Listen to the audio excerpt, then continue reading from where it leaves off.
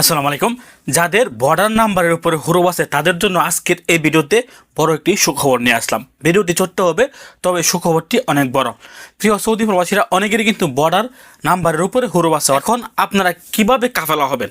এই বর্ডার নাম্বারের উপরে যাদের হরফ আছে তারা কিন্তু অনেক দিন যাবৎ অপেক্ষায় ছিলেন কবে আপনাদেরকে সৌদি সরকার বড় একটি সুখবর দিবেন।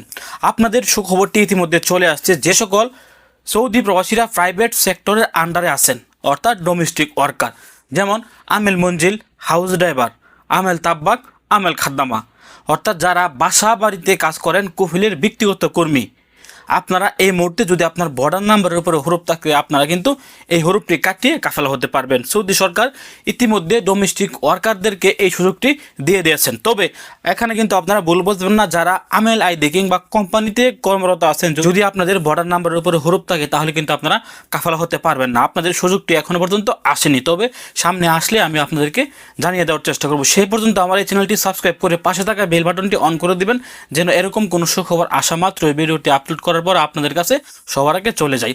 তো আবার বলছি, যে সকল ডোমেস্টিক ওয়ার্কারদের বর্ডার নাম্বারের উপরে হরফ আছে আপনারা চাইলে এই মুহূর্তে আপনাদের হরফটি কাটিয়ে আপনারা অন্য কফিলের আন্ডারে কাফেল হতে পারবেন। শুধুমাত্র ডোমেস্টিক ওয়ার্কাররা, আমেল আইডি কিংবা কোম্পানিতে যারা কর্মরত আছেন তারা কিন্তু কাফেল হতে পারবেন না। আপনাদের সুযোগটি এখনও আসেনি।